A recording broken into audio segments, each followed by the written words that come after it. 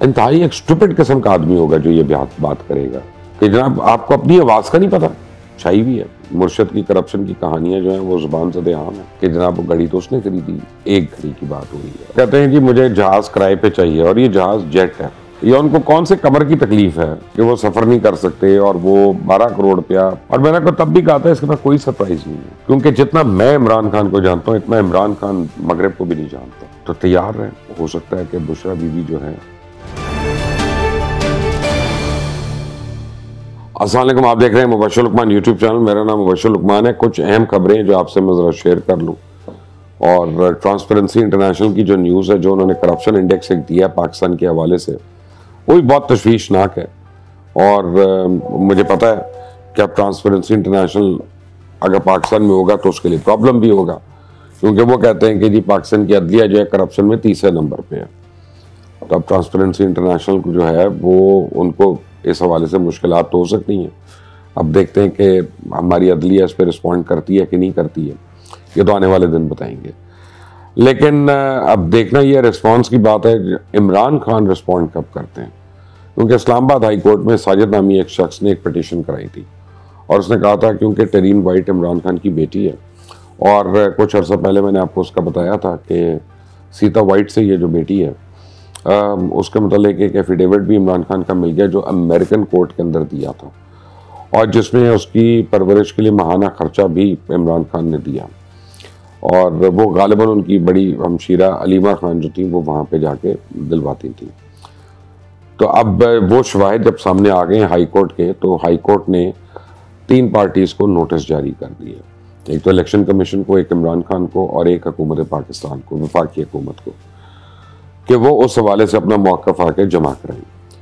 अब जब वो मौक़िफ़ अपना देते हैं तो उन यानी तीनों के मौक़िफ़ की बुनियाद पे इस्लामाबाद हाई कोर्ट जो है वो ये जज करेगा कि क्या ये केस जो है काबिल समात है कि नहीं है। लेकिन अब सबसे बड़ी बात है कि टेरीन वाइट जो है वो गालिबन इस वक्त 28 साल की हो चुकी होगी। तो 28 साल के बाद टेरीन वाइट जो है वो पाकिस्तान में डिस्कस हो रही है, और 28 साल के बाद शायद टेरीन वाइट को इंसाफ मिल जाए अगर यहाँ की अदालतें उसको हकीकी तौर पे इमरान खान की बेटी तस्वुर करती हैं। और 27 साल के बाद या 28 साल के बाद इमरान खान को नदामत हो कि जब उनके पास मौका था कि वो सीता वाइट से निकाह कर सकते थे और फिर निकाह करके छोड़ देते बेशक, तो ये उनकी एक लेजिटिमेट औलाद हो जाती। लेकिन अब बहरहाल अब देखते हैं कि आगे क्या होता है। लेकिन इतना बात ज़रूर क्लियर है कि बादल जो हैं वो सिर्फ इमरान खान की सिमत नहीं आ रहे। अब जो ये ठंडी हवा के झोंके हैं ये इमरान से दूर होते जा रहे हैं और उसको गर्म हवा जो है वो महसूस होना शुरू हो गई है। लेकिन जब स्टुपिडिटीज़ होती हैं तो फिर कुछ भी होगा। अब देखा ना, जुल्फी बुखारी ने आज एक नया बयान दे दिया। कल उनकी 2 अलग ट्वीट्स आई थी। कल उन्होंने कहा कि मेरी जो ऑडियो लीक है उसके हवाले से ये कॉपी कट पेस्ट पता नहीं क्या इस तरह का उन्होंने कहा कि ये जॉब है और ये बच्चा भी कर सकता है। आज उनका बयान आया कि ना मैं इसकी तस्दीक कर रहा हूँ ना मैं इसकी तरदीद कर रहा हूँ। यानी इंतहाई एक स्टूपिड किस्म का आदमी होगा जो ये बात करेगा कि जनाब आपको अपनी आवाज़ का नहीं पता, कि अपनी आवाज़ मैं सुन रहा हूँ और मैं कह रहा हूँ कि मैं ना तस्दीक कर सकता हूँ ना तरदीद कर सकता हूँ। आपको यही नहीं पता कि उसका मतन क्या है, और आपने कितने दिन, ये 10 साल पहले की ऑडियो तो है नहीं, ये तो चंद महीने पहले की होगी, मे बी साल पहले की होगी। तो आपको वो याद ही नहीं कि आपकी बात हुई थी कि नहीं मुर्शद से। अपने मुर्शद छाई भी है। मुर्शद की करप्शन की कहानियां जो हैं वो ज़ुबान ज़दे आम है। मुर्शद के दोस्तों की करप्शन की कहानियां ज़ुबान ज़दे आम है। मुर्शद के पुराने खावन की कहानियां करप्शन की ज़ुबान ज़दे आम है। मुर्शद की पहली औलाद की करप्शन की कहानियां ज़ुबान ज़दे आम है। लेकिन जुल्फी बुखारी ने जो बताई है बात, वो जो PTI के फॉलोअर्स हैं उनके दिमाग के लिए काफ़ी है। उनका इतना ही है कि जी जुल्फी बुखारी ने तो ना तस्दीक किया ना तरदीद किया, तो आप कैसे कह रहे हैं कि ये उसकी ऑडियो है। तो बुखारी साहब को मेरी एडवाइस ये है कि अब मुझे लगता है कि और भी कुछ ऑडियोज़ और वीडियोज़ आने वाली हैं, तो जो भी आपने तस्दीक या तरदीद करनी है पहले कर लें, या कम से कम सोच के करें, वरना ये घड़ियों वाले मामले की तरह वो जो शफीक उठ के आ गया दुकानदार और उसने कहा कि ये मेरी दुकान की पर्चियाँ ज़रूर हैं लेकिन ये चोरी हुई हैं और मैं खुद इसकी तहकीक के लिए इसके ऊपर केस करने लगा हूँ, तो पता चलेगा कि ये जाली बिल कैसे बन गए, जाली मेमो कैसे बन गए और उमर फारूक ज़हूर का तो एफिडेविट पहले का हमारे पास है कि जनाब वो घड़ी तो उसने खरीदी, एक घड़ी की बात हो रही है, और उसके साथ कफलिंग्स और उसका पेन वगैरह वो भी उसने खरीदा। अब राना सनाउल्लाह जो है वो कैसे पीछे रहेंगे? राना सनाउल्लाह तो बड़े एक्टिव है, बल्कि अगर पूरी हुकूमत में मैं कहूँ तो सबसे ज़्यादा एक्टिव ही राना सनाउल्लाह है। और राना सनाउल्लाह जो है इस वक्त तो गुरीला बन के पीटीआई को नज़र आ रही हैं और टार्जन बन के नज़र आ रही हैं, क्योंकि आप वो कहते हैं कि जी इमरान खान, खावर मानेका, बुशरा मानेका, इन सब पे केसेस होने चाहिए।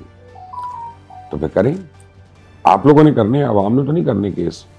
आप हुकूमत में है, आप हुक्मरान हैं, आपके पास पुलिस है, आपके पास इदारे हैं, तो राना साहब इन बातों की प्रेस कॉन्फ्रेंस करने की जरूरत नहीं है। अगर आप पीटीआई वालों को डरा रहे हैं तो वो एक और बात है, लेकिन अगर आप वाकई सीरियस है तो उस पर केस कर लें।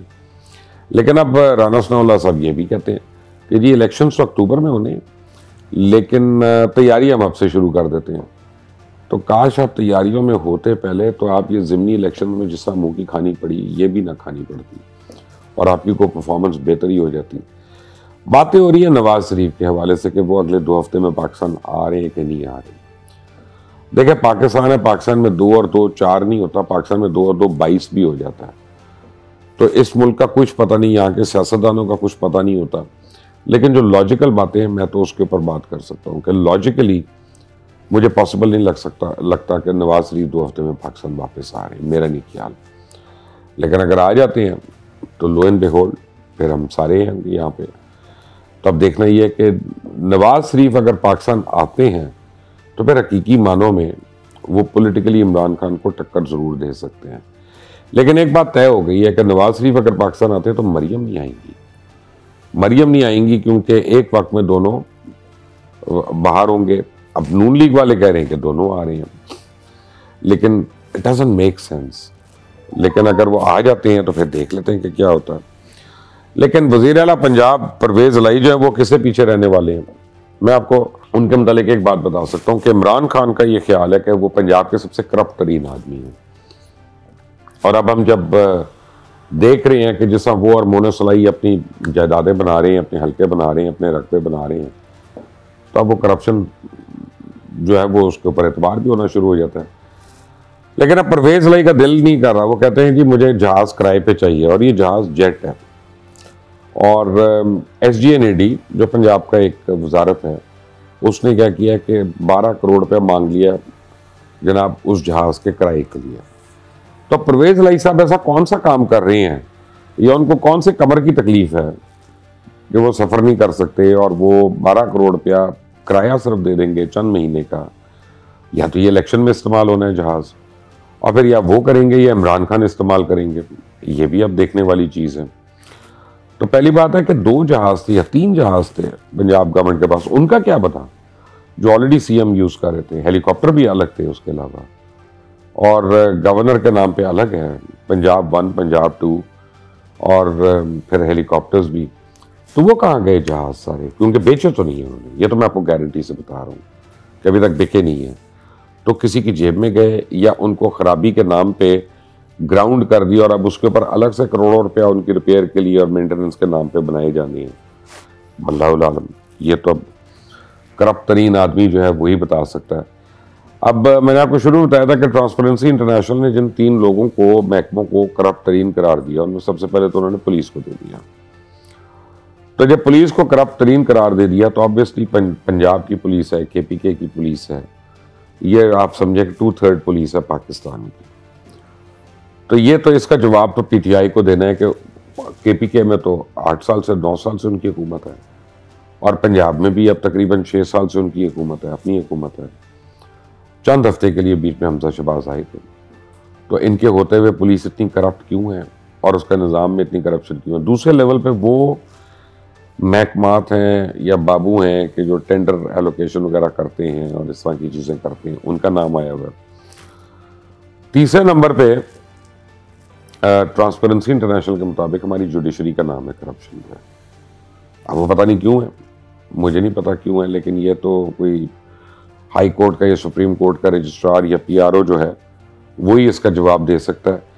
लेकिन जो हाई कोर्ट के मुतालिक मैं बता सकता हूँ, मैं आपको बलूचिस्तान हाई कोर्ट के मुतालिक बता सकता हूँ कि आज उन्होंने 2 काम किए। उन्होंने आजम स्वाति के ऊपर जितने केसेस थे वो ख़त्म कर दिए जो बलूचिस्तान में थे, और उसके बाद उन्होंने हुक्मनामा दे दिया कि जी आज के बाद स्वाति के ऊपर यहाँ पे कोई और केस फाइल नहीं होगा।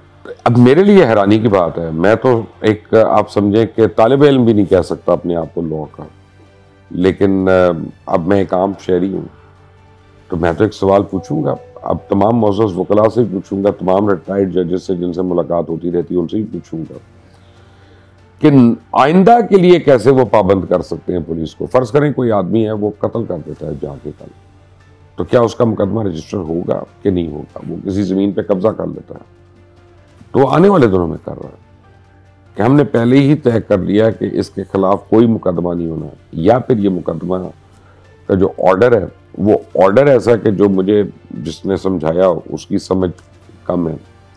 बहरहाल इस पूरी चीज में क्लैरिफिकेशन बड़ी चाहिए। एक बात मैं आपको कई अरसे से कह रहा हूं कि असेंबली नहीं टूटती, ना इमरान खान ने इस्तीफे देने हैं।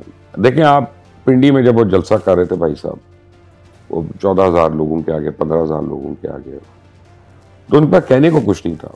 और उन्होंने उससे पहले 3-4 दफा कहा था मैं सरप्राइज दे रहा हूं, पिंडी में सरप्राइज दे रहा हूं, और मैंने को तब भी कहा था इसके पास कोई सरप्राइज नहीं है, क्योंकि जितना मैं इमरान खान को जानता हूं इतना इमरान खान मगरब को भी नहीं जानता। तो इमरान खान ने वहां पे जाके कह दिया कि हम असेंबलियां छोड़ दें और असेंबलियां टूट जाएंगी और उसके बाद इलेक्शन होंगे, लोगों ने बड़ी तालियां वालियां बजाई। फिर अगले ही लम्हे उन्होंने कह दिया कि जी हम तो मुशावरत करेंगे अब इसके ऊपर जाके और इस पर फौरी अमल कर देंगे। यानी ऐलान आपने पहले कर दिया, मुशावरत आपने बाद में करनी है। हालांकि आप पहले मुशावरत करते हैं और फिर कोई ऐलान करते हैं, लेकिन नहीं हुआ। अब परवेज लाई का तो आपने बयान सुन लिया, वो तो मुझे कुछ बताने की जरूरत नहीं है। लेकिन अब केपीके के अंदर बड़ी प्रॉब्लम्स आ रही है। केपीके में आधे से ज्यादा गुजरा हैं जो नहीं चाहते इस्तीफा देना, और पार्लियामेंटेरियंस हैं जो नहीं चाहते छोड़ना, ना अपनी मुराद, ना अपने ओहदे, ना अपनी डेजिग्नेशंस। अच्छा, कुछ बलूचिस्तान में भी प्रॉब्लम हो रही है इनको कि इनके हम ख्याल लोग जो है वहां पे मुनकिर हैं इस्तीफे देने से। तो अब पीटीआई के अपने अंदर काफी दरारें पड़ गई हैं। लेकिन पीटीआई में जो बात डिस्कस हो रही है वो ये है कि कल को अगर इमरान खान नाअहल हो जाते यही अदालत से जो केस चल रहा है, और लेट्स से कि वो थोड़े अरसे के लिए नाअहल होते हैं, 6 महीने के लिए, 1 साल के लिए, और उसके बाद अपील में जाएंगी और वो रिवर्स हो जाएगी, लेकिन उस 1 साल के लिए पाकिस्तान तहरीक इंसाफ का क्या मुस्तकबिल होगा? उसका सरबराह कौन होगा? शाह महमूद समझ रहे हैं कि वाइस चेयरमैन है, तो इमरान खान ने कई लोगों को बरमला कहा है कि शाह महमूद पे तो एतबार ही नहीं करते। असद उमर समझ रहे हैं कि वो सबसे पॉपुलर है और उनको बनना चाहिए, तो वो स्ट्रॉन्ग कैंडिडेट हैं, इसमें कोई शक नहीं है। लेकिन मेरा ख्याल है कि इमरान ने अगर किसी को नॉमिनेट किया तो वो कोई बुजदार जैसा आदमी होगा कि जो इमरान खान के अंगूठे के नीचे ही हो और वो हिल नहीं सकता अपनी मर्जी से। तो ऐसी सूरत हाल में जो मिसाल हमें मिलती है वो हमें मिलती है लालू प्रसाद यादव की, कि जब इंडिया में वो भाईजान अरेस्ट हुए और 6 महीने के लिए जेल चले गए, तो 6 महीने के लिए अपनी बीवी को बना दिया सीएम, और जेल से वो उसको गाइड करते थे कि हुकूमत कैसे चलानी है। तो तैयार है, हो सकता है कि बुशरा बीबी जो है, मुर्शद बुशरा जो है, वो शायद आपकी अगली पीटीआई की चीफ ना हो सकता है। लेकिन अब ये भी खबर आ रही है कि इमरान खान बहुत नाखुश हैं जुल्फी बुखारी और बुशरा बेगम की फ़ोन कॉल लीक होने से और तकलीफ में है। तो अब इमरान खान को भी एक असूली फैसला करना है कि उन्होंने सियासत रखनी है कि अपना घर रखना है। अब ये चॉइस पहली बार इमरान खान के पास आई है, क्योंकि पहली 2 दफ़ा तो उन्होंने सियासत बचाई थी अपनी और घर नहीं बचाया। इस दफ़ा क्या सियासत बचाएंगे या घर? इसका जवाब या आप दे सकते हैं या इमरान खान। मेरे पास तो भी नहीं। अंटिल द नेक्स्ट टाइम, अल्लाह हाफ़िज़।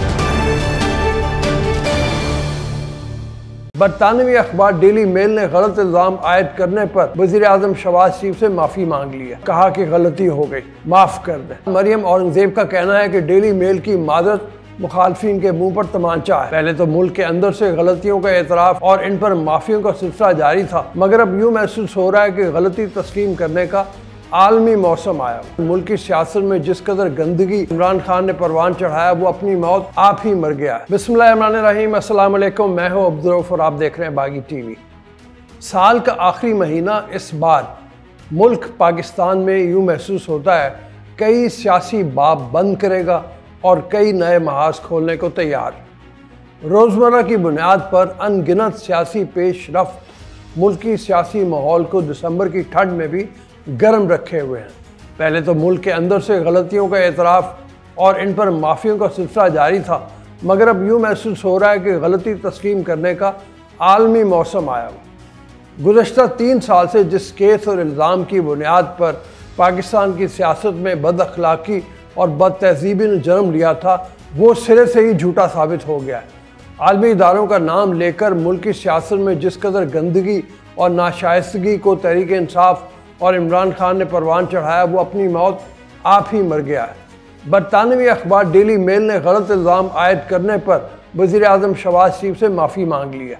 बरतानवी अखबार ने सहाफ़ी डेविड रोज़ की खबर भी वेबसाइट से हटा दी, माफ़ीनामा वेबसाइट पर लगा दिया और कहा कि गलती हो गई, माफ़ कर दें। 14 जुलाई 2019 की खबर में शहबाज शरीफ पर 2005 के ज़लज़ला मुतासरीन की इमदाद चोरी करने का इल्ज़ाम लगाया गया था। अखबार ने अपनी वजाहत में लिखा कि कौमी एहतसाब ब्यूरो नैब ने शहबाज शरीफ पर बरतानवी शहरियों का पैसा या DFID ग्रांट में खुद बुर्द का इल्ज़ाम कभी नहीं लगाया। गलती पर शहबाज शरीफ से माफ़ी मांगते हैं। डेली मेल ने शहबाज शरीफ से माफ़ी मांगते हुए कहा है कि कबूल करते हैं कि शहबाज शरीफ ने कोई गलत काम नहीं किया, शहबाज शरीफ से माज़रत ख़्वाह हैं। ख्याल रहे कि शहबाज शरीफ ने बरतानवी अखबार डेली मेल के ख़िलाफ़ इस आर्टिकल पर मुकदमा कर दिया था। शहबाज शरीफ ने मौक़िफ़ अपनाया था कि मजमून से इनकी ज़ाती और पेशा वाराना साख को शदीद नुकसान पहुँचाया गया है। डेली मेल की जानिब से माज़रत किए जाने के बाद वज़ीर आज़म शहबाज शरीफ का मौक़िफ़ भी सामने आ गया है। वज़ीर आज़म ने ट्विटर पर जारी बयान में कहा कि साबित हो गया गलत मालूमात और जाली खबरों की मुद्दत महदूद और सच्चाई हतमी फातेह है। सुर्खरू होने पर अल्लाह के हजूर आजिज़ी के साथ सर झुकाता हूँ। 3 साल तक इमरान और इसके साथी मेरी किरदार कुशी के लिए हर हद तक गए। घिनौनी मुहिम में उन्होंने मुल्क की बदनामी की परवाह नहीं की। वज़ीर आज़म शहबाज शरीफ ने कहा कि उन्होंने दोस्त मुल्कों से ताल्लुकात को नुकसान पहुँचने की भी परवाह न की। उन्होंने बेबुनियाद इल्ज़ामात के ज़रिए मेरा और मेरे ख़ानदान का मजाक उड़ाया। अल्लाह पर गैर मुतज़लज़ल ईमान था, क्योंकि सिर्फ वही इनके झूठ को बेनकाब कर सकता है। वफाकी वज़ीर इत्तलात मरियम औरंगज़ेब का कहना है कि डेली मेल की मादरत मुखालफिन के मुँह पर तमांचा है। अल्लाह ताला ने शहबाज शरीफ को सुर्खरू किया है। शहबाज शरीफ पर किसी किस्म की करप्शन साबित नहीं हुई। वज़ीर इत्तलात मरियम औरंगज़ेब ने कहा कि शहजाद अकबर आज तक नून लीगी क़यादत के ख़िलाफ़ सबूत नहीं दे सके। डेली मेल की माफ़ी से सिर्फ शहबाज शरीफ नहीं बल्कि पाकिस्तान के अवाम सुर्खरू हुए। उन्होंने कहा कि इमरान खान और शहजाद अकबर ने शरीफ ख़ानदान पर बेबुनियाद झूठे इल्ज़ामात लगाए। इमरान खान ने नैब का रेफरेंस डेली मेल वालों के हवाले किया था। ये कहते थे शहबाज शरीफ ज़लज़ला ज़दगान के पैसे खा गए। इमरान खान और शहजाद अकबर ने लोगों की पगड़ियाँ उछाली, इन पर इल्ज़ामात लगाए। डेली मेल ने जो इल्ज़ामात लगाए उस पर यह अदालत में सबूत पेश नहीं कर सके। मरियम औरंगज़ेब ने कहा कि शहबाज शरीफ के ख़िलाफ़ पूरा केस ट्रायल से गुजरा। इसके बाद डेली मेल ने शहबाज शरीफ से गैर मशरूत माफ़ी मांगी। माफ़ी डेली मेल को नहीं, इमरान खान और शहजाद अकबर को मांगनी चाहिए। दूसरी जानिब आज इंसदाद करप्शन के आलमी दिन के मौके पर भी करप्शन से मुताल्लिक़ कई इंकशाफात हुए हैं। वज़ीर आज़म शहबाज शरीफ ने भी इस हवाले से इज़हार ख्याल किया है। वज़ीर आज़म शहबाज शरीफ का कहना है कि करप्शन मुल्क की जड़ों को खोखला करके तबाही का बायस बनती है। इस ज़्यादा करप्शन के आलमी दिन के मौके पर अपने पैगाम में वज़ीर आज़म शहबाज शरीफ ने कहा कि मुल्क की तरक्की और खुशहाली की राह में करप्शन बड़ी रुकावट है। वज़ीर आज़म का कहना था कि मुआशरती इक़दार का ज़वाल मुआशरे में करप्शन की शरह बढ़ाता है और करप्शन मुल्क की जड़ों को खोखला करके तबाही का बायस बनती है। उन्होंने मज़ीद कहा कि करप्शन से मुल्क की दौलत शरपसंदों के हाथों में जाने का ख़तरा बढ़ जाता है। शहबाज शरीफ का कहना था कि मुस्लिम लीग नून के दौरे हुकूमत में मुल्क में करप्शन की शरह नीचे आई। नून लीग के दौर में करप्शन नीचे आने के गवाह ट्रांसपेरेंसी इंटरनेशनल के इंडेक्स हैं। एक तरफ करप्शन की रोकथाम की बात हो रही है, वहीं करप्शन पर मबनी एक और स्कैंडल का इंकशाफ हुआ है। ऑडिटर जनरल पाकिस्तान की जानिब से जारी करदा ऑडिट रिपोर्ट में इंकशाफ किया गया है कि बलूचिस्तान के सूबाई डिज़ास्टर मैनेजमेंट अथॉरिटी PDMA के फंड्स में साल 2021-22 के दौरान 1 अरब रुपए से ज़ायद माली बेकायदगियाँ की गई हैं। PDMA बलूचिस्तान के माली साल 2021-22 की ऑडिट रिपोर्ट में इंकशाफ किया गया है कि माली साल 2020-21 के दौरान महकमे के लिए 2 अरब 34 करोड़ रुपए से ज़ायद का बजट मुख्तस किया गया था, जिसमें से PDMA की जानिब से 2 अरब से ज़ायद रकम खर्च की गई। ऑडिट रिपोर्ट के मुताबिक महकमे में ख़रीदारी की मद में 84 करोड़ 99 लाख, माली बदनिज़ामी की सूरत में 21 करोड़ 30 लाख, अफरादी कुव्वत के इंतज़ामात की मद में 8 करोड़ 22 लाख, जबकि दीगर मामलात में 70 लाख रुपए से ज़ायद की बेज़ाब्तगियाँ रिपोर्ट हुई हैं। रिपोर्ट के मुताबिक PDMA की जानिब से आफात से कब्ल के इंतज़ामात के बजाय बाद आफात वाले कामों पर ज़्यादा तवज्जो देते हुए कुल 1.5 अरब रुपए से ज़ायद रकम खर्च की गई। ऑडिटर जनरल ऑफ पाकिस्तान की रिपोर्ट में 1 अरब 15 करोड़ रुपए से ज़ायद की माली बेकायदगियों की निशानदेही की गई है। रिलीफ अकाउंट से 1 अरब 26 crore, rescue and shelter account से 9 crore 80 lakh, Balochistan disaster management fund account से 18 करोड़ 15 लाख रुपए से ज़ायद रकम खर्च की गई। ऑडिट रिपोर्ट में कहा गया है कि PDMA ने कवानीन की खिलाफ वर्जी करते हुए 3,40,000 N95 मास्क की खरीदारी में 18 करोड़ 70 लाख रुपए, गैर कानूनी तौर पर एम्बुलेंस, आग बुझाने वाले ट्रक, वाटर बाउज़र, आग बुझाने वाली मोटरसाइकिलें, वॉइसलेस कम्युनिकेशन की खरीदारी में 11 करोड़ 9 लाख से ज़ायद की बेकायदगियाँ की गई।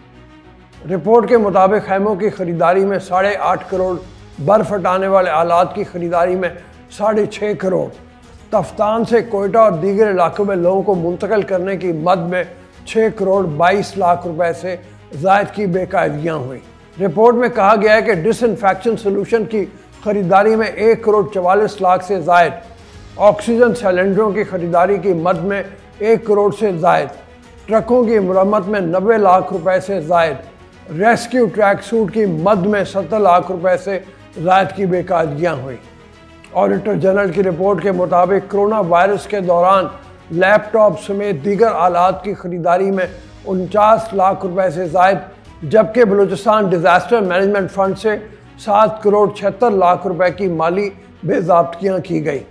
ऑडिट रिपोर्ट में 9 करोड़ रुपए से ज़ायद रकम रिकवरी के लिए सिफारिशात भी शामिल की गई हैं, जबकि ख़रीदारी की मद में 32 करोड़ 62 लाख से ज़ायद, मुतल्लिका हुकाम की मंजूरी के बगैर 19 करोड़ 39 लाख से ज़ायद की अदायगियाँ की गई। इन तमाम मामलात के साथ साथ पंजाब हुकूमत को लेकर सियासी रस्साकशी फ़िलहाल जारी है, जहाँ फवाद चौधरी का नया बयान सामने आया है।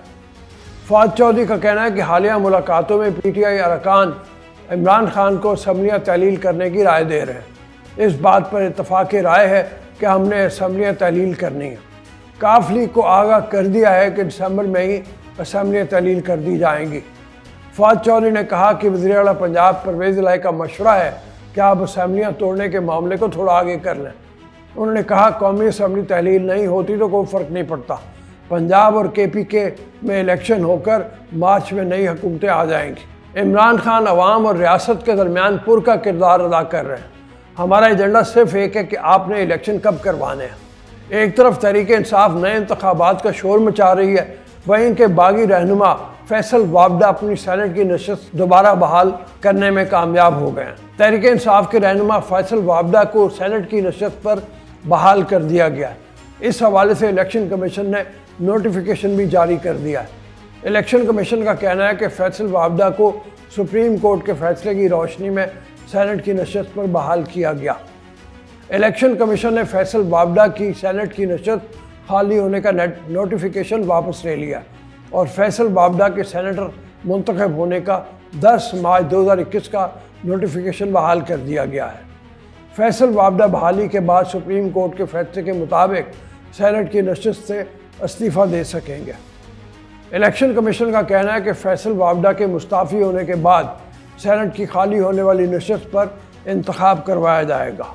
देखना ये होगा कि नशस्त बहाली के बाद अब फैसल वाबडा और तहरीक इंसाफ के दरमियान तलखी कम होती है या बरकरार रहती है। अब तक के लिए इतना ही। जाने से पहले आपसे गुजारिश है कि चैनल को सब्सक्राइब करें, वीडियो को लाइक और शेयर करें और कमेंट सेक्शन में फीडबैक ज़रूर दें। अल्लाह आपका हामी और नासिर हो।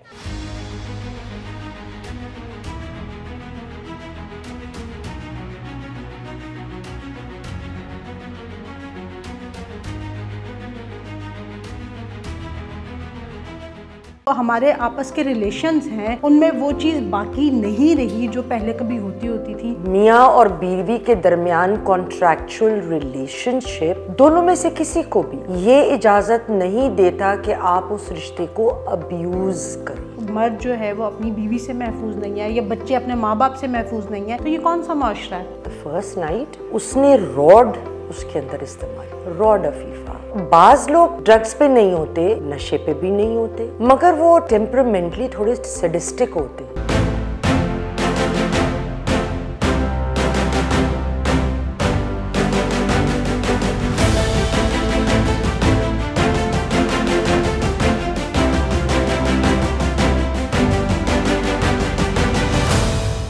अस्सलाम वालेकुम नाजरीन, प्रोग्राम यास्मीन की बैठक के साथ मैं हूँ आपकी मेज़बान अफीफ़ा रॉ और मेरे साथ मौजूद है मैम यास्मीन आफ्ताब अली साहिबा। अस्सलाम वालेकुम मैम।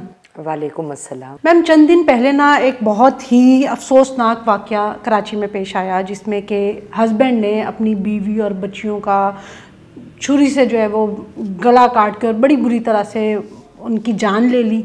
उसके बाद अपनी जान लेने की भी कोशिश की। घर वाले इवन ये बता रहे हैं कि जी उनकी लड़ाई झगड़ा हो जाता होता था, जिस तरह से घर में कोई बदमज़गी होती थी, लेकिन ऐसे हालात तो नहीं थे। उसके अलावा भी बहुत से ऐसे केसेस हैं जिनमें अब हम देखते हैं कि जो हमारे आपस के रिलेशंस हैं उनमें वो चीज़ बाकी नहीं रही जो पहले कभी होती थी। कि अब अगर आप अपने खाविंद के हाथों ही महफूज नहीं हैं या घर में इस तरह के रिलेशंस जो हैं वो डेवलप हो रहे हैं, तो ये हमारी सोसाइटी किस तरफ जा रही है? अगर एक बीवी मियाँ से ही महफूज नहीं है या एक मर्द जो है वो अपनी बीवी से महफूज नहीं है या बच्चे अपने माँ बाप से महफूज नहीं है, तो ये कौन सा माशरा है? ये इंसानी माशरा तो नहीं कह सकते हम। आपने बहुत अच्छा सवाल किया है। असल में अल्लाह ताला ने जब हम जितना अपनी रवायात से, अपने मज़हब से दूर होते चले जाएंगे, उतना हम देखेंगे कि हम जो ये एक मिक्सचर बन जाते हैं ना, अजीब व गरीब हरकतें, ड्रग्स, ड्रिंकिंग, मुख्तलिफ़ सोहबतें, वो बहुत सारी ऐसी चीज़ें जो हमारे मज़हब का या माशरे का हिस्सा नहीं रही। तो ये मसाइल हम बढ़ते हुए देखते हैं, बच्चों में भी, शौहर में भी, बीवी में भी। अल्लाह ताला ने तो मियाँ और बीवी का रिश्ता बड़ा ख़ूबसूरत बनाया है। एक मर्द और एक औरत को एक दूसरे का लिबास करार दिया है। बिल्कुल। लेकिन कुछ सिचुएशंस ऐसी मैं देखती हूँ कि जहाँ पे इस रिश्ते का जो तक़द्दुस है उसको बड़ी बुरी तरह पामाल किया जाता है। उसमें अनफॉर्चुनेटली हमारे यहाँ कुछ क़वानीन की भी बड़ी कमी है।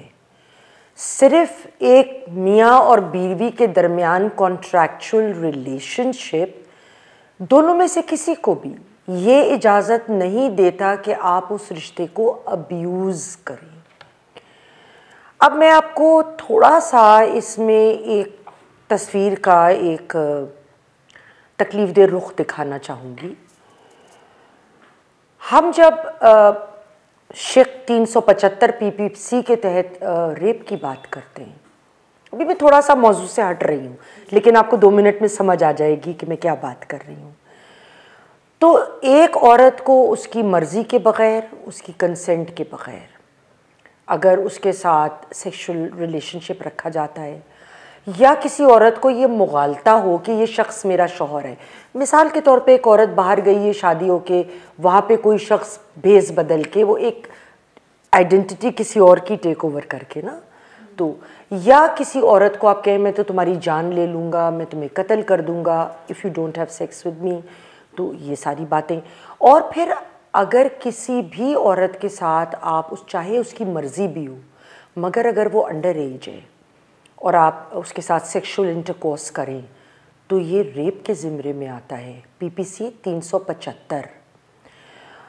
अच्छा, इधर हम आते हैं सूरह बकरा की आयत नंबर 200। नहीं, आप वो सूरत जी, ज़रूर कोट कीजिएगा, लेकिन यहाँ पे मैं एक चीज़ आपसे पूछना चाहूँगी कि आपने कहा कि अंडर एज हो और उसको जो है वो गलत तरह से ट्रीट किया जाए, लेकिन आप मुझे ये बताएं कि एक मिनट, गलत तरह से नहीं, अगर उसके साथ सेक्सुअल इंटरकोर्स किया जाए इट इज़ रेप। तो लेकिन अगर वो अंडर एज एक औरत नहीं भी है लेकिन उसके साथ उस तरीके से या इस तरह से जो है वो सेक्स किया जाए कि जो उसकी कंसेंट नहीं है, या वो जो वो बिल्कुल रेप है वो। अब ये हमारे कानून के मुताबिक PPC 375 इसमें बीवी का नाम नहीं आ रहा है। अच्छा, जनरल है एक। अच्छा, उसके बाद से 367A पे अगर हम जाएं, आपको याद होगा ऑनरी किलिंग्स में मैंने इस का जिक्र किया था कि अगर कोई किसी भी शख्स के साथ गैर फितरी अमल करे तो उसकी 25 साल सज़ा है। अब 367A और अब हम आते हैं अल बकरा आया नंबर 223, एग्जैक्टली ये कहता है और अपनी बीवी के मुतालिक की आयत कह रही है कि अगर कोई शख्स अपनी बीवी के साथ गैर फितरी अमल करता है तो वो गलत है, मतलब बिल्कुल मना है, ममानियत है सख्ती से। आपने ये आयत कोट की, लेकिन हमारे यहाँ तो जो एक वो काउंसलिंग की जाती है या जो एक लड़कियों के दिमाग में डाला जाता है वो तो उनको सिर्फ यही बताया जाता है कि शायद जो मियाँ बीवी का रिलेशनशिप है उसके मुताबिक तो सिर्फ एक ही आयत है और वो ये है कि ये बीवियाँ तुम्हारी खेतियाँ और तुम इनको जैसे चाहे इस्तेमाल करो। देखिए, एक ये कुदरती बात है कि जब एक मर्द और औरत का रिश्ता होता है तो वो मर्द अपनी बीवी ही के पास जाएगा, जो बीवी है वो अपने मर्द से ही अपनी जो भी उसकी ख्वाहिश है वो रखेगी। ये तो एक कुदरती बात है, लेकिन एक चीज़ होती है आप उसको कुदरती दायरे में करें ना।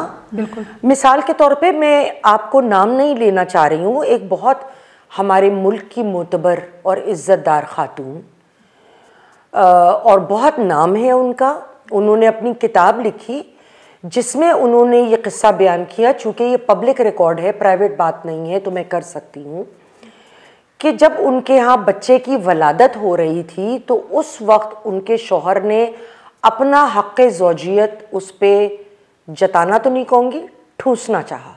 अच्छा। और उस 10-15 मिनट की कशमकश में उनका बच्चा उनके पेट में मर गया, and this is in a book. अच्छा, उसके बाद से बहुत वाक़यात ऐसे होते हैं जो मेरे अपने एक दूर के रिश्तेदार, उन साहब की शादी हुई, 8 साल तक शादी रही और सबको पता था कि कुछ आपस में इनकी नाचाती है। डिटेल्स ज़ाहिर लोग नहीं पूछते हैं, हमारा वैसे भी दूर पार का करीबी लोग भी नहीं ज़्यादा पता था। एक दिन वो तलाक लेके चली गई। वो ससुराल वाले जनरली बड़ा कि अरे भाई क्या था, इतना पढ़ा लिखा, PhD शौहर और पैसा है और क्या तकलीफ़ थी, ख़ानदान भी इतना अच्छा। दोबारा शादी हुई, अगले दिन वो बच्ची लहू लहान खूनम खून अस्पताल पहुंची और वो अगले दिन घर चली गई। उसने कहा मैं इस आदमी के साथ नहीं रह सकती। तो ससुराल वाले भी बड़े परेशान हुए, मतलब लड़के के घर वाले, और उस वक्त उन्होंने अपने मुंह से बाज़ाब्ते ये बात करी कि इसका मतलब है वो लड़की शरीफ थी जो 8 साल से गई इनका रवैया। इस किस्म के बड़े, एक लड़की का और मुझे याद है, बड़े बरस पहले मेरी वालदा की सर्जरी थी तो बराबर कमरे में एक लड़की आई एंड द फर्स्ट नाइट उसका मियाँ आई एम श्योर जहनी मरीज़ रहा होगा कोई। अच्छा। उसने रॉड उसके अंदर इस्तेमाल, रॉड अफीफ़ा। आई मीन कोई नॉर्मल शख्स, कौन इजाज़त दे, कौन कोई नॉर्मल शख्स ये नहीं कर सकता है। और उस लड़की की लंबी चौड़ी फिर सर्जरी हुई, फिर सुना दोबारा सर्जरी हुई। उस वक्त तक मेरी वालदा डिस्चार्ज हो गई तो हम घर आ गए थे। तो I don't know, this is may be 25 years ago, 25 years ago कि मैं आपकी बात बता रही हूँ। लेकिन अच्छा, फिर बहुत सारी वजूहात बनती हैं। मिसाल के तौर पे कोई ड्रग्स पे है। अब ड्रग्स आपको पता है आजकल हमारे माशरे में कितना ज़्यादा कॉमन है, कितना ज़्यादा ये फैला हुआ है, और हम बिल्कुल तो उसकी वजह से वो अपनी सेंसेस में, वो सेंसेस में नहीं है। या अगर बहुत ज़्यादा कोई ड्रिंक करेगा, अच्छा बाज़ लोग ज़्यादा ड्रिंक नहीं करते मगर अगर थोड़ा बहुत भी ड्रिंक करें तो वो उसको ना कैरी नहीं कर सकते, तो उनके लिए कभी इतना भी बहुत होता है किसी के लिए। अब जब आपको पता है कि आप में इतनी सलाहियत नहीं है, इतना से ज़्यादा, ज़रा भी ज़्यादा। बाज़ औक़ात ये होता है कि अगर एक शख्स जो है वो ड्रिंक करता है, अगर हम इस्लामी तरीक़े से देखें तो कोई भी नशा तो बहरहाल हराम करार दिया गया है इस्लाम में, जिसकी आपको तलब इतनी हो कि आप उसके बगैर पागल रह हो ना जाएं। सकें। हाँ, तो जब आपको पता है कि आप फिर भी अगर आप ड्रिंक कर रहे हैं, वो तो गलत कर रहे हैं, लेकिन फिर भी अगर आप इतना ज़्यादा उसको कर रहे हैं कि आप संभाल ही नहीं पा रहे और उसमें किसी दूसरे का नुकसान कर रहे हैं, किसी दूसरे के साथ ज़्यादती कर रहे हैं, तो इस किस्म के मामले में हम क्या कहें? हम ये कहें कि जस्ट बिकॉज वो उसकी बीवी है तो क्या ये जायज़ है, ये ठीक है? तो बाज़ लोग ड्रग्स पे नहीं होते, नशे पे भी नहीं होते, मगर वो टेम्परामेंटली थोड़े सैडिस्टिक होते हैं या साइकोलॉजिकली। हाँ, उनके साथ साइकोलॉजिकल कह लें या वैसे सैडिज्म होता है। मेरी एक फ्रेंड थी, उसकी बहन की शादी हुई, तो कोई शादी के हफ्ते बाद वो बच्ची घर आ गई और बड़े पढ़े लिखे लोग कराची के, वेरी वेल एजुकेटेड, क्योंकि कराची का माहौल अपना है, वहाँ जो शहर में आपको ज़्यादातर लोग मिलेंगे वो अपने प्रोफेशन के दम पे चलते हैं, तो they are normally very professional educated. वो सिर्फ पैसा है और तालीम नहीं, वैसा माहौल आपको ज़रा नहीं मिलेगा पढ़े लिखे क्राउड। कराची शहर की बात कर रही हूँ। उसके बावजूद बड़ा पढ़े लिखे माहौल में शादी हुई उस बच्ची की, और उसने कहा कि ये उसने अपनी बैक अपनी माँ को दिखाई, बाजू, तो देयर वाज सिगरेट स्टब्स चला हुआ, और वो कहता था कि मुझको ना मेरे बटक्स पे हिट करता है अपनी बेल्ट से और स्टब्स लगाता है, और जब मैं चीखती हूँ दर्द से तो वो इंजॉय करता है। तो ये तो टॉर्चर है, सीधा टॉर्चर है ना। लेकिन ये कि अब वो जब हमने डोमेस्टिक वायलेंस की भी बात करी कि विटनेस, अच्छा फिर अगर आप अब इस चीज़ का विटनेस तो कुछ नहीं कोई नहीं होगा ना, और फिर अगर आप मेडिको लीगल रिपोर्ट बर वक्त नहीं बनाते हैं तो उसका फ़ायदा तो उसका फ़ायदा नहीं है। फिर वो लड़की जो जाके कहीं पुलिस में या कहीं शिकायत करती है, उनके अपने मसाइल हैं कि वहाँ पे वो वापस तो उस घर में नहीं जा सकती। खैर लड़की को जाना भी नहीं चाहिए ऐसे घर में वापस, मेरे हिसाब में।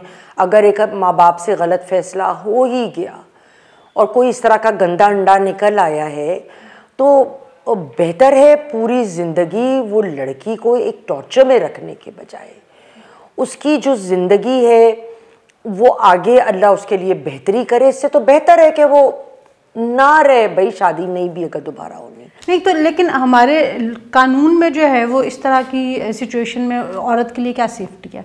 ये एक बड़ा अच्छा सवाल है। देखिए, औरत जाके तो डोमेस्टिक वायलेंस के तहत तो शिकायत कर सकती है, रिपोर्ट दर्ज करा सकती है, लेकिन हमने अपने पिछले व्लॉग में उसके बहुत सारे मसाइल लीगल वो हमने डिस्कस किए हैं। देखिए, प्रॉब्लम यही आ जाता है कि हमारे यहाँ, जैसे मैं आपको बताऊँ, Turkey, Turkmenistan, Tunisia, Sudan, Qatar, Bosnia, Algeria, Kazakhstan और बेहिसाब और ममालिक, उनमें लॉज मौजूद हैं इस बात पे, हमारे यहाँ नहीं है। और हमें बड़ी संजीदगी से इस किस्म के बेहिमाना सलूक के लिए लॉज होने बड़ा ज़रूरी है, और फिर उनकी इम्प्लीमेंटेशन तो है ही नहीं। मतलब आप ये कह रही हैं कि अगर कोई हस्बैंड अपनी बीवी को अब्यूज़ करता है तो उसके लिए हमारे यहाँ कोई कानून नहीं है। हम ये सोचते हैं कि हस्बैंड है तो वो डोमेस्टिक वायलेंस में जा सकते हैं, डोमेस्टिक वायलेंस में तो जा सकते हैं। और सूरह बकरा की आया नंबर 223 कि आप गैर फितरी अमल नहीं कर सकते। वो गैर फितरी आप समझती हैं मैं क्या कह रही हूँ, लेकिन ये कि गैर फितरी अमल की बहुत सारी ये भी तो शक्लें हैं। बिल्कुल, ये कौन सी शरई बातें हैं या फितरी चीज़ें हैं? तो हमें क़वानीन की और औरतों को सपोर्ट की बहुत ज़रूरत है देने की। जी नाज़रीन, आपने बात सुनी यास्मीन आफ्ताब अली साहिबा की कि औरतों को सपोर्ट की बहुत ज़रूरत है। बहुत सी ऐसी चीज़ें, हिडन चीज़ें होती हैं उनके रिलेशनशिप्स में जो कि हर एक के सामने खुलम खुला वो खोल के बयान भी नहीं कर सकती, लेकिन उनको बहुत कुछ बर्दाश्त करना पड़ता है। इन चीज़ों को एड्रेस करने की बहुत ज़रूरत है ताकि हेल्दी माइंड्स होंगे तो हेल्दी रिलेशनशिप्स होंगे। अगर हम अपनी सोसाइटी को बचाना चाहते हैं और इस तरह की अब्यूज़िव रिलेशनशिप से बचाना चाहते हैं और एक हेल्दी कौम जो है वो बनना चाहते हैं, तो तब उसके लिए हमें इन चीज़ों को अब बहरहाल एड्रेस करना पड़ेगा, तो कोई सूरत हाल जो है वो बेहतर हो सकती है। आज के व्लॉग के लिए इतना ही। आपको पसंद आया हो तो अपनी राय ज़रूर दीजिएगा, कमेंट में हमें बताइएगा कि आप इस बारे में क्या सोचते हैं। वीडियो पसंद आई हो तो शेयर कीजिएगा, वीडियो को लाइक ज़रूर कीजिएगा। अंटिल द नेक्स्ट टाइम, अल्लाह हाफ़िज़।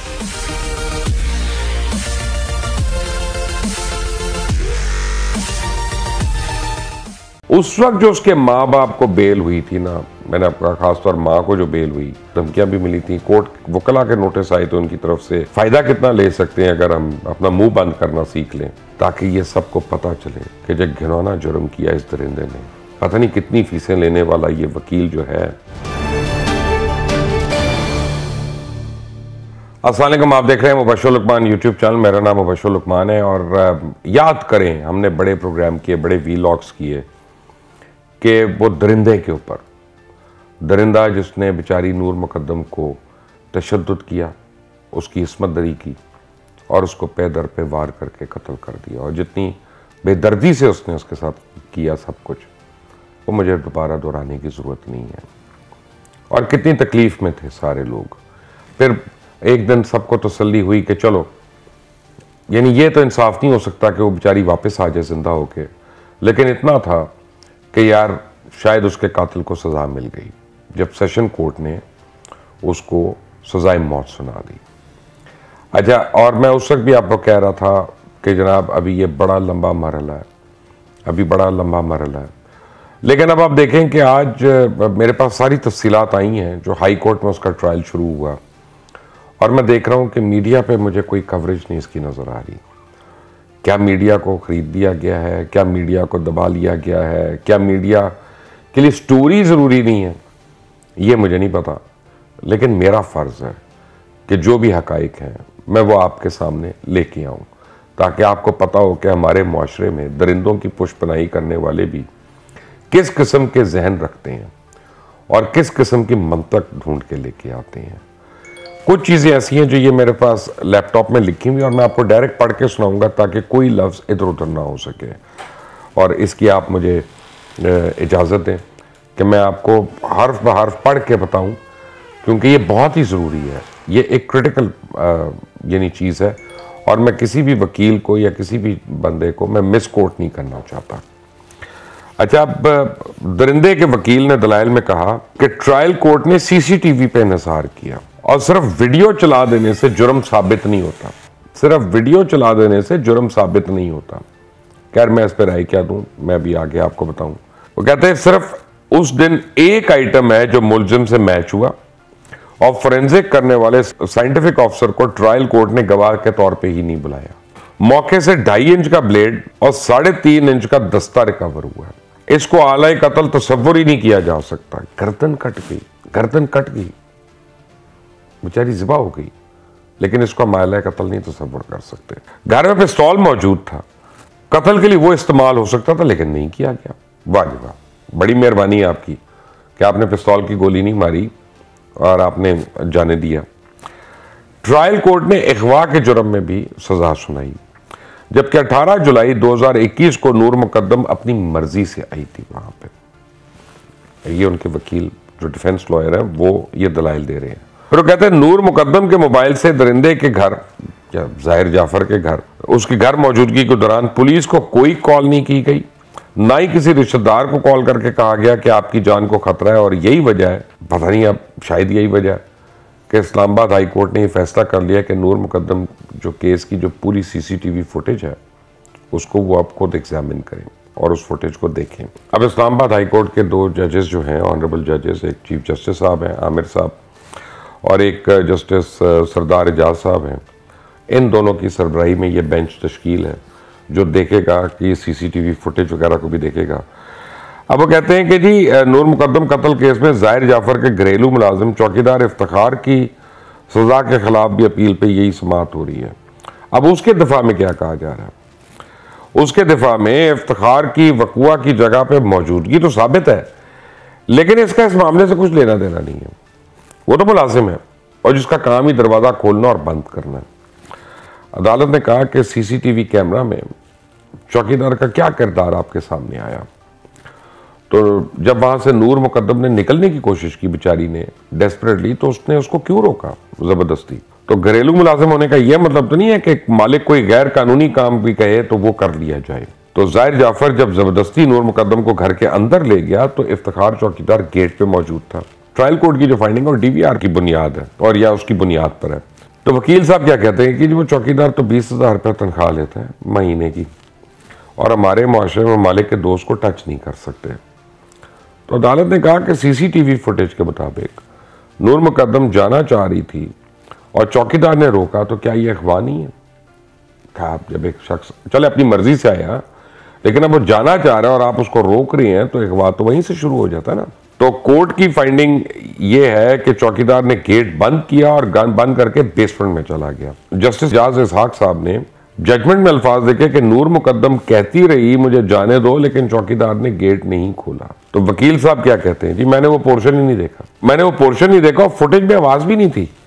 तो चीफ जस्टिस ने कहा कि अगर लड़की बाहर जाने का कह रही है और उसको जाने नहीं दिया गया तो क्या वो अगवा नहीं है? कोई गेट कीपर घर आए मेहमान को बाहर जाने से रोक कर कह सकता है कि मैं बाहर नहीं जाने दूंगा? तो वकील ने कहा कि नूर मुकद्दम अपनी मर्जी से घर में आई थी। अदालत ने कहा, अभी अदालत ने कहा कि जरूरी नहीं है कि मर्जी से कोई आए तो अगवा नहीं हो सकता। अगवा उस वक्त शुरू हो जाता है जब किसी को गैर कानूनी तौर पर वहां निकलने से रोक दिया जाए। चीफ जस्टिस साहब ने एक और बात कही कि जाहिर जाफर के वकील ने कहा कि नूर मुकद्दम का मोबाइल पुलिस ने तोड़ा हो सकता है। बिल कमाल का वकील है भाई वो, और वो जंग के दौरान हो सकता है टूट गया हो। जब इंसान पैनिक की सूरत हाल में होता है तो उस वक्त बाज़ औक़ात नंबर भी नहीं डायल कर पाता। अभी आप भी कहेंगे कि छलांग मारकर किसी दूसरे के घर में चली जाती। तो वकील ने कहा कि लड़की की वालदा से फोन पर बात हुई तो इसने ऐसी कोई बात उसको क्यों नहीं बताई? तो चीफ जस्टिस ने कहा कि लड़की ने वालदा से फोन पर बात सुबह की और ये वाक़या तो शाम को पेश आया। जस्टिस सरदार इजाज इसहाक खान ने रिमार्क्स दिए कि अगर सब कुछ दुरुस्त था तो उसे फर्स्ट फ्लोर से जंप करने की जरूरत क्यों पेश आई? उसको छलांग क्यों मारनी पड़ी वहां से? तो किसी पर हमले का या कत्ल का इरादा तो फौरी बन सकता है, जरूरी भी नहीं कि उसके लिए कोई मनसूबाबंदी की हो पहले से। और चीफ जस्टिस ने कहा कि सीसीटीवी फुटेज की डीवीआर फराहम करने के लिए ऑर्डर पास करेंगे। अब मजीद समाज जो है वो 13 तारीख तक मुलतवी कर दी गई। ये जो जाहिर जाफर का वकील है उसने सजा के खिलाफ अपील में कुछ टेक्निकल पॉइंट्स उठाए हैं और उसमें उसने कहा कि जी 3 मुलजमान को सजा हुई है, 9 मुलजमान बरी हो गए हैं और किसी ने जाहिर जाफर की दिमागी हालत को चेक नहीं किया जबकि उनको चेक करना चाहिए था। मैंने आपको कहा था ना पहले दिन कि एंड में ये आएंगे इस तरफ को, और ये उसका कहते हैं कि बुनियादी हक है। वकील का कहना था कि मुलजिम जाहिर जाफर को फेयर ट्रायल का हक मिला है, ये सवालिया निशान है। उसका मतलब है ट्रायल कोर्ट ने जाहिर जाफर को चलान की नकूल दी लेकिन उसे दस्तखत ही नहीं किए। उनका कहना था कि अदालत ने लिखा है जेल से मेडिकल रिपोर्ट मौसूल हुई, लेकिन वो थी क्या? अदालत ने ये नहीं लिखा। फिर कहते हैं जाहिर जाफर की दिमागी हालत भी कभी चेक नहीं की गई। सुप्रीम कोर्ट कहती है अगर किसी स्टेज पर पता चल जाए तो मेडिकल चेकअप जरूरी है, और ये तस्लीम शुदा है कि तिबी मुआयने के लिए कोई बोर्ड बना ना ही कुछ ऐसा रिकॉर्ड पर है। मुद्दई शौकत मुकद्दम जो हैं, जो बदनसीब नूर के बदनसीब वालिद जो हैं, उनके वकील शाखावर साहब की बारी आई तो उन्होंने कहा कि मुजरिम के जानिब से ज़हनी मुआयने की दरख्वास्त दायर की गई जो खारिज हो गई थी क्योंकि अदालत ने यह समझा कि यह बिल्कुल सही है। ट्रायल कोर्ट ने तफसीली ऑर्डर जारी किया, उसमें उसकी वजूहात भी लिखी गई। तो ये तो कोर्ट की एक्चुअली वर्ड टू वर्ड जो मुझे बातें रिपोर्ट हुई मैंने आपको बता दी। लेकिन आप ये देखें आपके ये किस इतने महीनों के अंदर ये कितना अपने आप को रीग्रुप कर चुके हैं। उस वक्त जो उसके माँ बाप को बेल हुई थी ना, मैंने आपको कहा खासतौर माँ को जो बेल हुई, तो मैंने आपको कहा था कि ये बाहर आके पैसा तो है, अरबों रुपया उनके पास, आपको पता है और हमें पता है हमारे पास किस तरह से लोग आए थे। क्या आपको याद होगा कि मुझे तो धमकियां भी मिली थी, कोर्ट वो यानी वकला के नोटिस आए थे उनकी तरफ से, फिर अपना मेरे एक अजीज़ा की तरफ से आया थे, वार्निंग आई थी, फिर किसी ने हमें बताया था कि यार हम फ़ायदा कितना ले सकते हैं अगर हम अपना मुंह बंद करना सीख लें, ज़रूरी नहीं कि हर बात पे बोलें। तो अल्लाह का करम है हम तो उस वक्त भी नहीं झुके, उस वक्त भी नहीं इनके आगे गिरे, और आज भी मैं आपको बताऊं कि आज वो वक्त दोबारा आ गया है कि हमें नूर मुकद्दम के लिए आवाज़ उठानी है, मुझे उठानी है, आपको उठानी है, हर सोशल मीडिया एक्टिविस्ट को उठानी है, हर ब्लॉगर को उठानी है, वीलॉगर को उठानी है, हर चैनल को उठानी है, हर अखबार को उठानी है, ताकि ये सबको पता चले कि जो घिनौना जुर्म किया इस दरिंदे ने वो हमारी किताब में नाकाबिले माफ़ी है। इसका महंगा वकील, पता नहीं कितनी फीसें लेने वाला ये वकील जो है, ये बड़ी चरब ज़ुबानी में आके जो मर्जी बातें कहे। हमें पता है कत्ल हुआ है, हमें पता है हिब्से बेजा में रखा गया, हमें पता है कि अगवा हुआ, और हमें पता है कि बेदर्दी से उसके साथ क्या क्या हुआ। एक दफ़ा फिर आज मैं आप सबसे अपील कर रहा हूँ कि नूर मुकद्दम के लिए एक दफ़ा तो फातिहा पढ़ें और उसके बाद अपने कीबोर्ड्स पे जुड़ जाएं, अपने लैपटॉप्स पे, अपने फ़ोन्स पे, हर चीज़ में ये आप दोबारा से इसके लिए ट्रेंड्स बनाएं प्लीज़, और दोबारा से उस मूवमेंट को शुरू करें कि कहीं ये ना हो कि वो समझें कि शायद हम लोग सारे ठंडे पड़ गए हैं, तो अब वो अंदर खाते जाके कुछ कार्रवाइयाँ कर लेंगे, मेल मिलाप कर लेंगे। अल्लाह करे कि ज़ाहिर जाफ़र को अपने किए की सज़ा मिले, और वो जो डॉक्टर्स थे ना, सो कॉल्ड डॉक्टर्स वगैरह, उनको भी जो बाहर फिर रहे हैं। आप समझ तो गए होंगे मैं किसका जिक्र कर रहा हूँ। इसको सब्सक्राइब करिएगा, मैसेज को शेयर करिएगा। Until the next time, अल्लाह।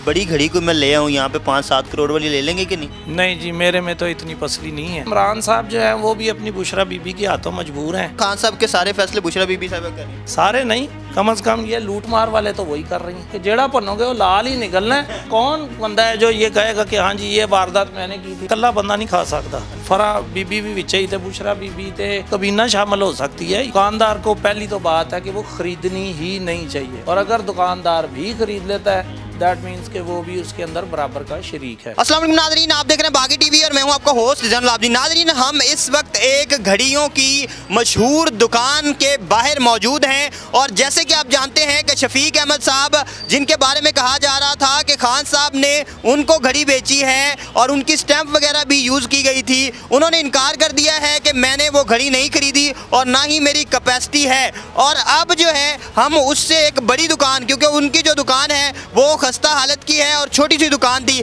अब उनसे बेहतर और बड़ी दुकान के बाहर हम मौजूद हैं। इनके अंदर जाते हैं और मालिक अगर यहाँ पे मौजूद हैं उनसे पूछते हैं कि क्या इनके अंदर कैपेसिटी है वो घड़ी खरीदने की। कैसे आप? ठीक है जी, अल्लाह का एहसान, फर्स्ट क्लास। अच्छा, मुझे ये बताएं, ये बड़ी अच्छी अच्छी घड़ियाँ पड़ी हुई हैं, यहाँ सबसे महंगी घड़ी कितने की है? बस मुनासिब ही हैं जी, कोई तकरीबन आप समझ लें 3-4 लाख रुपए तक हमारे पास मैक्सिमम वॉच यहाँ पे होगी। और जो बड़ी घड़ी को मैं ले आऊँ यहाँ पे 5-7 करोड़ वाली ले लेंगे कि नहीं? नहीं जी, मेरे में तो इतनी पसली नहीं है कि मैं ये 5-7 करोड़ वाली, और ख़ास करके जो खानसा वाली वॉच होगी वो तो मैं बिल्कुल ही नहीं लूँगा, क्योंकि मेरे बैग पे ना तो कोई MNAs हैं ना कोई MPAs हैं। तो ना आपका जुल्फी बुखारी साहब से सलाम? ना ही मेरी किसी, हाँ जी, किसी से भी कोई ताल्लुक वास्ता नहीं है। आपने शफीक साहब की दुकान देखी है? शफीक साहब की मैंने दुकान देखी हुई है। आपकी दुकान से बेहतर तो दुकान नहीं है? नहीं नहीं, उनकी तो छोटी सी शॉप है, लेकिन उनका प्योरली काम जो है ना वो है यूज्ड वॉचेस का ही, हमारा ब्रांड न्यू का है। और यूज्ड वॉचेस वो कोई 150-200 वाली नहीं ना है, वो तो तकरीबन $2.25 अरब उनके पास महंगी ही होती हैं, सारी घड़ियाँ महंगी ही होती हैं उनके पास, जितनी भी हैं वो ज़्यादा कॉस्ट। कहते हैं मेरी कैपेसिटी नहीं है इतनी। शफीक साहब का कल बयान जारी हुआ है, उसमें वो कहते हैं मेरी तो कैपेसिटी नहीं है। ये वैसे ये बात शफीक साहब की बिल्कुल 200% सही है कि उनकी कैपेसिटी उस घड़ी को लेने की है नहीं है। मेरा ये ख्याल है कि इमरान साहब जो है वो भी अपनी बुशरा बीबी के हाथों मजबूर हैं। वो मेरा ख्याल है कि कोई भी शख्स इवन अगर आप शादीशुदा हैं तो वो जिस तरह कहते हैं कि ये फैसले तो ईवान के बंद कमरों में होते हैं, अब खान साहब भी हो सकता है, होम मिनिस्ट्री करती है जी, वो होम मिनिस्ट्री ही सारे फैसले तय हो रहे होते हैं। आप समझते हैं खान साहब के सारे फैसले बुशरा बीबी साहब कर रही हैं? सारे नहीं, कम से कम ये लूट मार वाले तो वही कर रही हैं। अच्छा, तो मैं ये बताएं, ये जुल्फी बुखारी साहब के साथ उनकी कॉल लीक हुई है जिसमें वो कह रही थी कि खान साहब की कुछ घड़ियाँ हैं जो यूज़ में नहीं है, आप बेच देंगे। जुल्फी बुखारी साहब कहते हैं मेरी वो आवाज़ ही नहीं है। अगर जुल्फी बुखारी ये कह देता है कि जी मेरी आवाज़ नहीं है, तो कह सकता है भाई, यहाँ कौन बंदा है जो ये कहेगा कि हाँ जी ये वारदात मैंने की थी या ये हरकत मैंने की हुई है। हर बंदा ही झूठा है, हर बंदा झूठा है। जिसको भी वो पंजाबी जिन्हों कहीदा है कि जेड़ा भनोगे वो लाल ही निकलना है।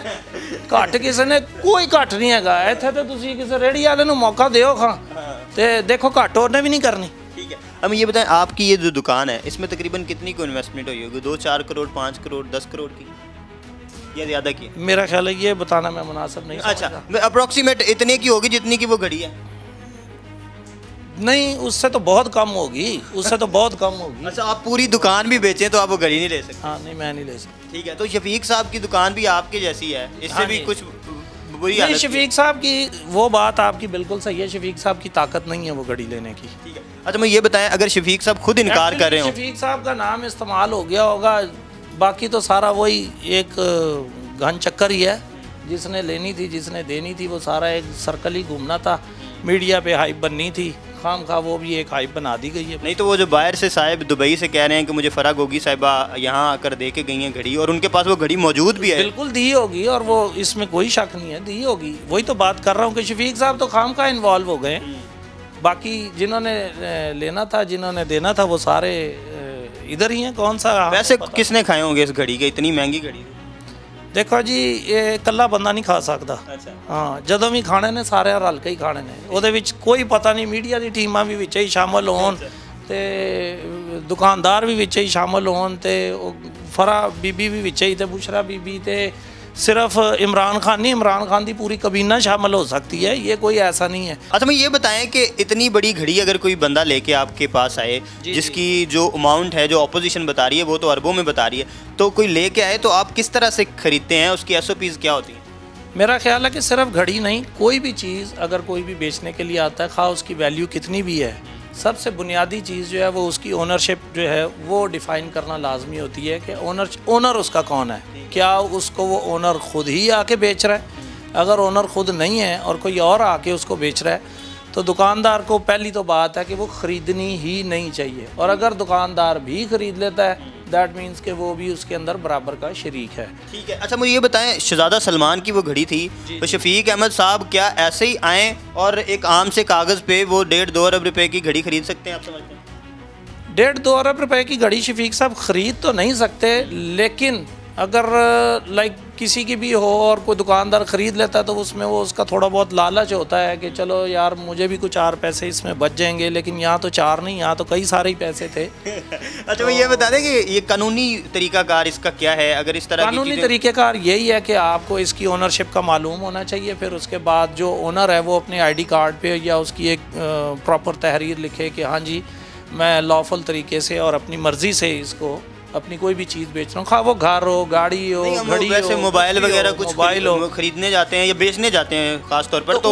ID कार्ड की कॉपी लेते हैं। उसका तरीक़ेकार भी वही होता है जो मोबाइल का है, और घड़ी का भी वही तरीक़ेकार है कि उसकी ID कार्ड की कॉपी के साथ ओनर अपने खुद रजामंदी शो करके अपने साइन अंगूठा वगैरह जो भी होता है। नाज़रीन, इसके साथ साथ आपको ये भी बताता चलूँ मैं कि जो लाहौर की महंगी तरीन दुकानें हैं उनमें रफ़ीक सन्स जो हैं वो टॉप पर आती है। और रफ़ीक सन्स के बारे में बाकायदा तौर पर आपने सोशल मीडिया पर मीम्स भी पड़ी होंगी कि वड्डा तो रहंदा नहीं रफ़ीक सन्स दा मुंडा।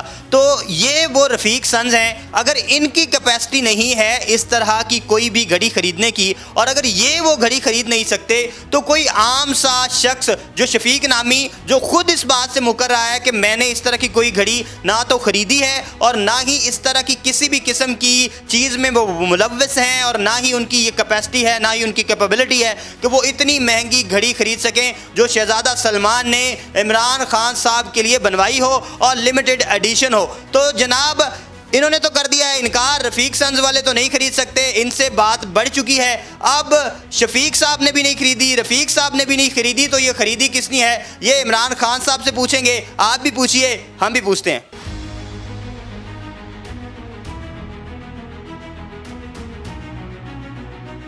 बहुत बड़ी आबादी पाकिस्तान की इस तरह से रहती है कि आप लोग तस्वुर भी नहीं कर सकते। ये किचन का मंजर है, ये शायद मसाला है थोड़ा सा, ये मेडिकल स्टोर है, कोई इनको फैसिलिटी नहीं। आज भी मशकों में पानी लाया जाता है। बस सारी जिंदगी से गुजरा बारिश सर्दी सारे काम होना।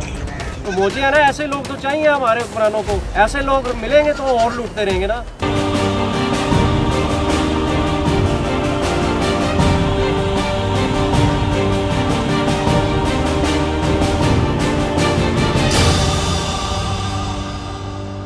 अस्सलाम वालेकुम नाज़रीन, आप देखें बागी टीवी और मैं इस वक्त तौंसा में मौजूद हूँ।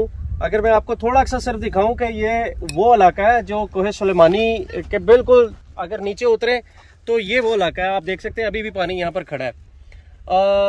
असल चीज़ मैं आपको दिखाने वाली वो ये है कि डिजिटल दौर के अंदर जब हर चीज़ डिजिटल हो गई है, हमें अपनी फिंगर टिप्स के ऊपर काम करने की आदत हो गई है, हमें हर चीज़ ऑनलाइन खरीदने की आदत हो गई है, हम घर बैठे हमें यानी कि हम रिमोटेड हो गए हैं।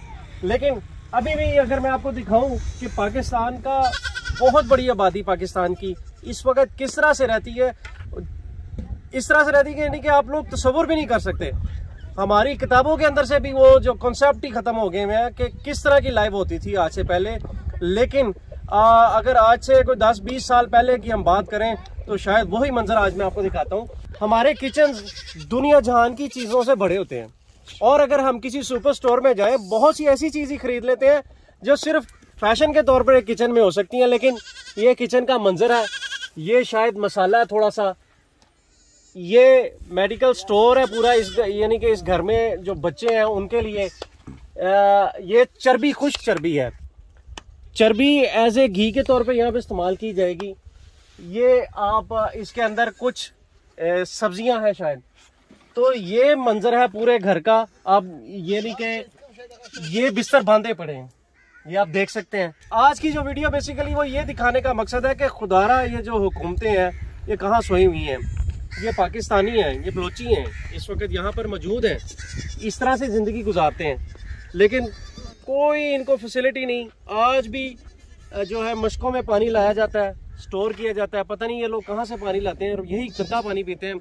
और जो हम शहरों के रहने वाले लोग हैं, आज तो एक वक्त होता था जब कुओं से या वो भर के लाते थे मटके, लेकिन खैर हम तो वो भूल गए। अब डिजिटल दौर हुआ, सब कुछ चेंज हुआ, तो आज जो सुबह मर्द जो हैं वो सुबह और शाम पानी वाली बोतलें उठा के फिल्टर पे जाते हैं। बहरहाल एक और मंजर आपको मैं दिखाता हूँ।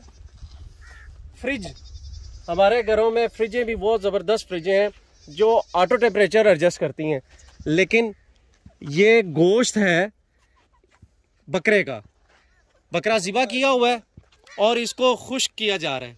खुश्क करने के बाद इसको स्टोर किया जाता है। स्टोर करने के बाद यही गोश्त है वो काफ़ी दिनों तक खा सकते हैं, लेकिन आप नहीं, वो लोग जो अभी भी इन्हीं खैमों में रहते हैं, आप ये गोश्त खा ही नहीं सकते क्योंकि इसमें से एक स्मेल आएगी, क्योंकि स्टोर किया जाता है। ये धूप से इसको मुख्तलिफ तरीक़ों से इसको जो है वो खुश्क किया जाता है। बात सुने ज़रा, इधर है, यहाँ के ही रहने वाले इसी घरों के मकीन हमारे साथ एक बलोच मौजूद है। बात सुने, इधर है, क्या हाल है आपका? कहाँ से आए हो? बलूचिस्तान से आए। बलूचिस्तान से आए हो। दिल नहीं करता अच्छी जगह पर रहो, अच्छे खाओ, अच्छा पियो, अच्छा घर और जामिया, मतलब हमने गरीब बंदा है, इतना अमीर नहीं है, पैसा नहीं है, गरीब है, अच्छा जिंदगी नहीं है, ये जिंदगी है, बस माल शाल है, कमजोर है। तो बलोच सरदार तो बहुत अमीर है। बस वो तो अमीर है, उसको गरीब है, क्या करो। सरदार के पास कभी नहीं गए बलोचिस्तान में जब यहाँ रहते? कभी नहीं गए, बस हम ये सादा बंदा है, तो कुछ पता तो बलोच अगर सरदार तुम्हें कोई भी हुक्म दे तो तुम तो वो काम कर दोगे? हमने सर बलोच के कुछ हुक्म ही नहीं किए, बस हमने तालीम नहीं की थी, इसी माल वाला शाल है। ये जो शख्स बलोच है इसको पता ही नहीं हुकूमतें वगैरह क्या चीजें होती हैं, ये तो बेचारे अपने रोजगार के चक्कर में पड़े हुए हैं। अच्छा, ये गोश्त किस तरह से सुखाए, इसके ऊपर मसाला क्यों लगाया हुआ है? मसाला ये वाला ठीक हो ना। अच्छा, लेकिन इसमें मिर्च वगैरह सारा कुछ लगा हुआ है, नमक भी है। जिंदगी कैसी गुजर रही है आपकी? बस सारी जिंदगी से गुजरा, देखिए बारिश सर्दी सारे काम करेंगे।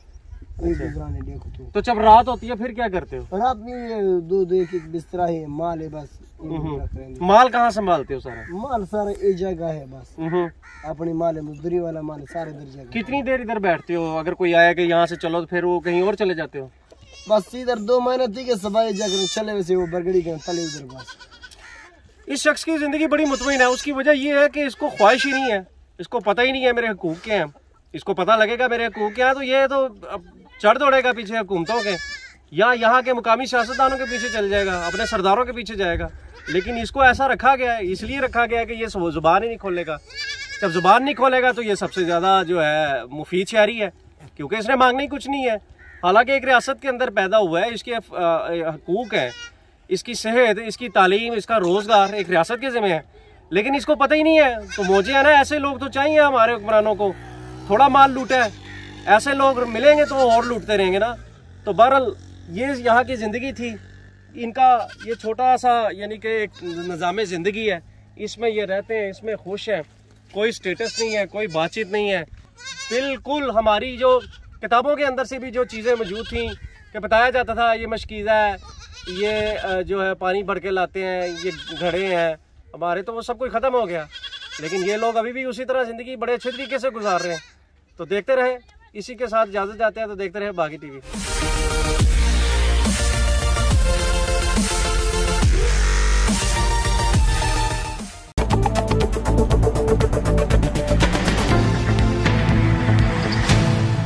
अस्सलाम वालेकुम, thank you for joining us. और मैं आपको बताऊं कि बड़े कम ऐसे शोज़ होते हैं कि जिसमें इंसान को बड़ा फ़ख्र होता है, प्राइड होती है वो करते हुए, और आज उनमें से एक ऐसी चीज़ है।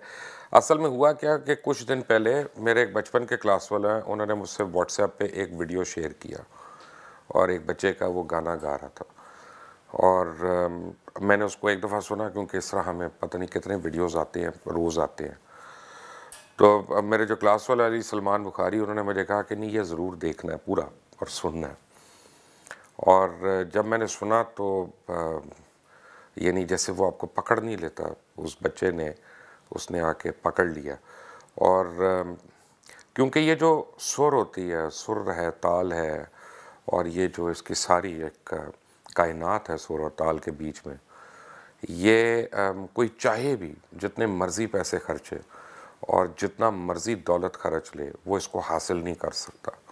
या अल्लाह ने किसी को दिया होता है या नहीं दिया होता। हमारे दरमियान बहुत से लोग हैं जिनको गुमान है कि वो सिंगर हैं, जिनको गुमान है, शक है कि वो गवैये हैं, शायद मैं भी उनमें से हूँ। और बहुत कम लोग हैं कि जो हकीकी मानों में, जो कहलाने के मुस्तहिक हैं कि उनको गायकी का कुछ इल्म है या गायकी की उनको समझ बूझ है। अच्छा, बड़े बदनसीब लोग होते हैं कई कि वो साल साल उस्तादों के साथ भी रहते हैं, रिहर्सल्स भी करते हैं, प्रैक्टिस भी करते हैं, रहते वो बेसुरे हैं, क्योंकि असल में वो होते कान सुने हैं कि उनका कान ही गलत सुर सुन रहा होता है। उनका उस्ताद कहता है सा और वो कहते हैं माँ, वो कहते हैं नहीं नहीं सा, वो कहते हैं हाँ माँ। क्योंकि जिस तरह कलर ब्लाइंड होता है, उसी तरह इंसान सुर ब्लाइंड भी हो सकता है, और ये कान के अंदर।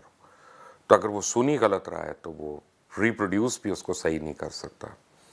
ये बहुत सारी इसमें चीज़ें होती हैं एक अच्छे गायक में, और अल्लाह ताला जो है वो बड़े कम और खुशनसीब लोग हैं जिनको ये अता कर देता है। अब ये बच्चे की मैंने आवाज़ सुनी, 13 साल की उम्र है, और 13 साल में लड़कों की आवाज़ को हम पुख्ता आवाज़ कंसिडर नहीं करते, क्योंकि वो हार्मोनल चेंजेस के अंदर से भी गुजर रहे होते हैं।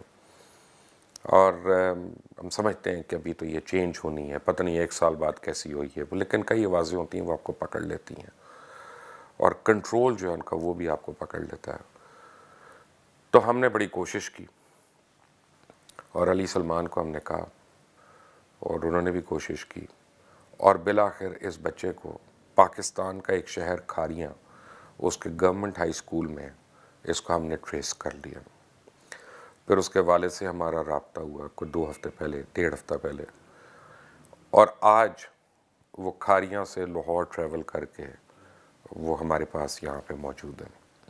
मेरा ये क्लेम है, और मैं गलत भी हो सकता हूँ, मैं कोई माहिर नहीं हूँ, मैं कोई उस्ताद नहीं हूँ, लेकिन मेरा ये क्लेम है कि इस उम्र में पाकिस्तान के अंदर इससे ज़्यादा सुरीला बच्चा नहीं होगा, और अगर है तो मैं चाहूँगा कि वो आए और हमारे क्लेम को गलत साबित करे। और फिर हमने इनको ठोक बजा कर देखा, इस बच्चे को, इसकी गायकी को भी हमने देखा। मसलन एक रात में मैंने उसका वो जो व्हाट्सएप है कम से कम को 15 या 20 बारी मैंने हेडफोन्स लगा के सुनता रहा, और मैंने कहा पकड़ूँ इसको कि कहीं पे बेसुरा हुआ हो, कहीं पे निकला हो। जैसे वो आदत होती है हमारी कि हम पहले तो ज़रा नुक्ते ढूंढते हैं किसी के अंदर। अब मैं कह नहीं, इस बच्चे को अल्लाह ने पैदा ही ऐसा किया है कि ये अपनी आवाज़ का जादू जो है इंशाअल्लाह जगाएगा, और पूरी दुनिया में जगाएगा। और मुझे अल्लाह ताला ने ये एजाज़ दिया है कि मैं उसकी ज़िंदगी का पहला, आप इंटरव्यू कह लें या आप एक बैठक कह लें, कि मैं उसका शरीक होऊंगा। और मैं क्लेम नहीं करना चाहता, क्योंकि there is many a slip between the cup and the lip. लेकिन आपने शायद ही इतनी मेस्मराइजिंग वॉइस और इतना वॉइस कंट्रोल अपनी ज़िंदगी में देखा हो इस उम्र में। और सबसे बढ़कर ये कि हम नॉर्मल ऑफिस के कमरे में बैठे हैं, नॉर्मल माइक्स हमने लगाए हुए हैं, ये कोई रिकॉर्ड स्टूडियो नहीं है, यहाँ सनाइज़र के माइक्स नहीं लगे हुए, यहाँ कोई क्या कहते हैं मेलोडाइम नहीं लगा हुआ कि कहीं पे वो करेक्ट कर देगा सुर को और उसको कर देगा, ना कोई ऑर्केस्ट्रेशन है पूरी, सिर्फ एक कीबोर्ड पे मुबशिर हसन साहब बैठे हैं कॉर्ड्स देने के लिए उसको, तो हमारे साथ यहाँ पे। लेकिन आप जब सुनेंगे और जब इंसान गाए ऐसे लोगों का गाया हुआ गाना जो मलका तरन्नुम नूरजहां हो या नसीम बेगम हो या खान साहब मेहदी हसन खान साहब हों, तो बड़ा हौसला चाहिए कि इतनी बड़ी हस्तियों का गाई हुई कोई चीज़ इंसान गाए और फिर उसके अंदर अपना मलका जो है वो साबित करे। Daniyal Shahbaz, welcome to Lahore. वालेकुम सलाम। Thank you sir. नहीं, थैंक यू आपका कि आप आई हैं लाहौर तक हमारे पास। इतनी तारीफ़ें मैंने तो कभी इतना एक्सपेक्ट नहीं किया था कि आप मुझे इतनी पजीराई, मुझे माशाल्लाह आप सब लोगों ने बहुत प्यार किया। सोशल मीडिया पे ये वीडियो काफ़ी वायरल हुआ मेरा, तो तकरीबन 16 लाख से ज़्यादा अफराद ने ये देखा और 50,000 से ज़्यादा लोग ने इससे शेयर किया। लेकिन वो सारी खुशी एक तरफ और आपका बुलाना और आपका ये तारीफ़ करना एक तरफ। नहीं नहीं, मैंने तो आपको कहा कि जब भी आपको लाहौर आना होगा मेरी गाड़ी और ड्राइवर आपके लिए हाजिर है, वो आपको इंशाल्लाह लेके आएगा। और वो, लेकिन अब यहाँ सफ़र ख़त्म नहीं हुआ। अब यहाँ पे हमने क्या करना है कि हम किसी बड़े उस्ताद साहब को रिक्वेस्ट करेंगे कि वो भी आपकी गाइडेंस करें, क्योंकि अब आपको अगले स्टेप तक जाने के लिए यू नीड प्रोफेशनल गाइडेंस, कि नहीं? जी बिल्कुल चाहिए होगी ना। तो बड़े होके क्या बनना है, वैसे क्या करना है? वैसे सिंगिंग तो है, ये साथ साथ ये एक पैशन भी है, और वैसे सॉफ्टवेयर इंजीनियरिंग में काफ़ी इंटरेस्ट है, ये भी इंशाल्लाह आगे जाएगा। बड़ा अच्छा है, दोनों कंबाइन हो जाएंगे दोनों। अब मुझे ये बताएं कि गवर्नमेंट हाई स्कूल खारियाँ क्या डिंगा, है? डिंगा डिंगा, ये डिंगा जगह का नाम है जी। खारियाँ और गुजरात के ये इनके दरमियान एक। तो पहले आप अपने स्टूडेंट्स और टीचर्स को कोई मैसेज देना चाहते हैं आज अपना गाना सुनाने से पहले, कि नहीं देना चाहते? नहीं, मैसेज तो है, लेकिन ये मैसेज है कि जो भी काम आप करना चाहें उसमें आप मेहनत करें और वो काम इंशाल्लाह। लेकिन आज हमने आपका गाना चेंज कर दिया सिर्फ इसलिए कि जिस गाने पे आपको महारत थी और जो आपने प्रैक्टिस किया वो, तो हमने कहा ज़रा आपको हट के दूसरा गाना दे दें, और आपको हमने 15 मिनट दिए। तो आप तैयार हैं? जी। ये छोटे लोग नहीं है जिनके गाने आप गा रही हैं, ये बहुत बड़े बड़े लोग हैं, इनके बड़े बड़े रुतबे हैं इनके। जी जी बेशक। Daniyal Shahbaz, your camera, your public, the mike is with you. Thank you.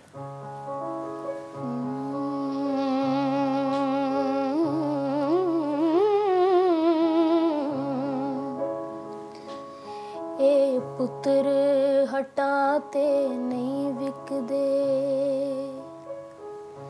ए पुत्र हटाते नहीं विकदे,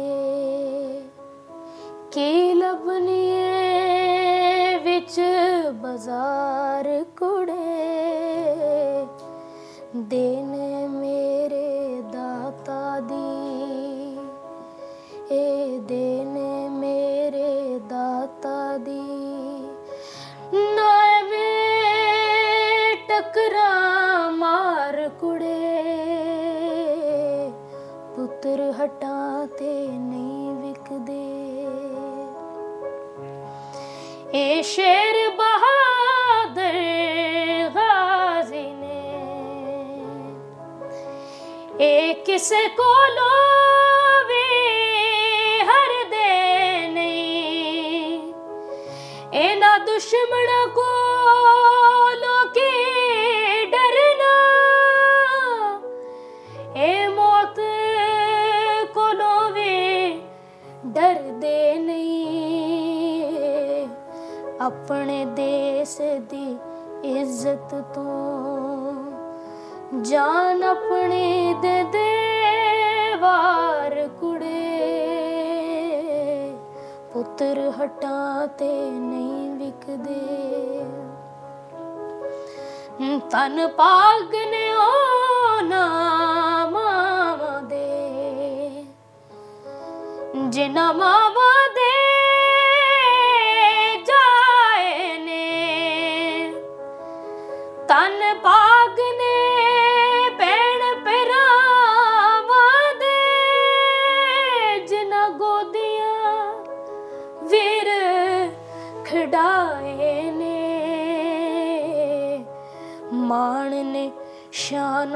वालियां दे, ए मान ने शाना वालियां दे, नहीं इस दी तैनू हार कुड़े, पुत्र हटां ते नहीं विकदे, ए पुत्र हटां ते नहीं विकदे।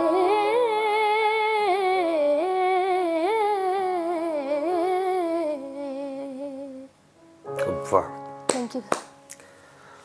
आपको पता है कि कितना खूबसूरत आपने गाया माशाल्लाह ये। Thank you. और ये है कि ये तो हमने अभी आपका चेंज कर दिया था, हमने तो 5-10-15 मिनट पहले आपको ये गाना दिया, तो आपने इतनी जल्दी प्रिपेयर कर लिया इसको। बस ये गॉड गिफ्टेड है। दानियाल के जो नाना थे वो पाकिस्तान का बहुत बड़ा सरमाया, बहुत बड़ा नाम, और हमारे बहुत बड़े गायक थे उस्ताद शौकत अली साहब, और ये उनके नवासे हैं। और मैंने इनके वालिद से बात की, वो अच्छे खासे बेसुरे आदमी हैं। तो ये जो है ना डायरेक्ट अल्लाह ताला ने इनको दे दी यहाँ पे। इसका मतलब है कि जिसको अल्लाह चूज़ करता है उसको दे देता है। बट अब आपको वो गाना सुनवाऊँगा जिसकी वजह से दानियाल यहाँ तक हमारे दरमियान पहुँचे। हमें सुनाएंगे जी वो? जी बिल्कुल। ऐ राहे हक के शहीदो, वफा की तस्वीरों, तुम्हें वतन की हवाएं सलाम कहती हैं। ऐ राहे हक के शहीदों, लगाने आग जो आए थे आशियाने को, वो शोले अपने लहू से बुझा दिए तुमने, बचा लिया है यतीमी से कितने फूलों को, सुहाग कितनी बहारों के रख लिए तुमने, तुम्हें चमन की फज़ाएं सलाम कहती हैं। ऐ राहे हक के शहीदों, चले जो होगे शहादत का जाम पी कर तुम, रसूल पाक ने बाहों में ले लिया होगा।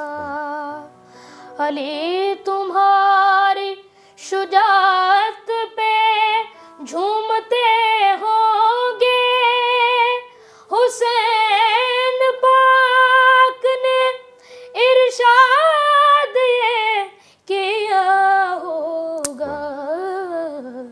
तुम्हें खुदा की रज़ाएं सलाम कहते हैं। ऐ राहे हक के शहीदों।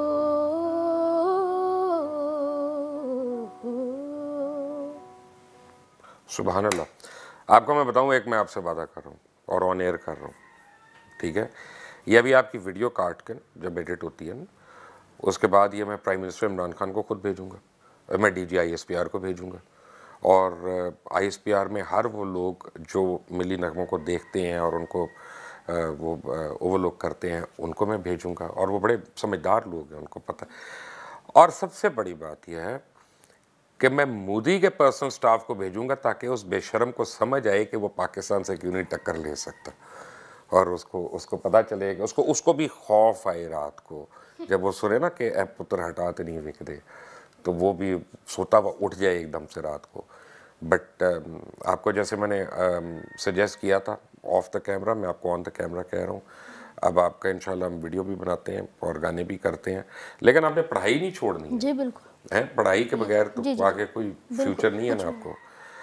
मेरा दावा है कि इस एज में पाकिस्तान का सबसे सुरीला बच्चा ही है। इफ़ यू थिंक कि आपकी आवाज़ इससे बेहतर है तो please reach out. Don't forget to like the video and don't forget to subscribe and don't forget to viral it. Until next time, Allah Hafiz.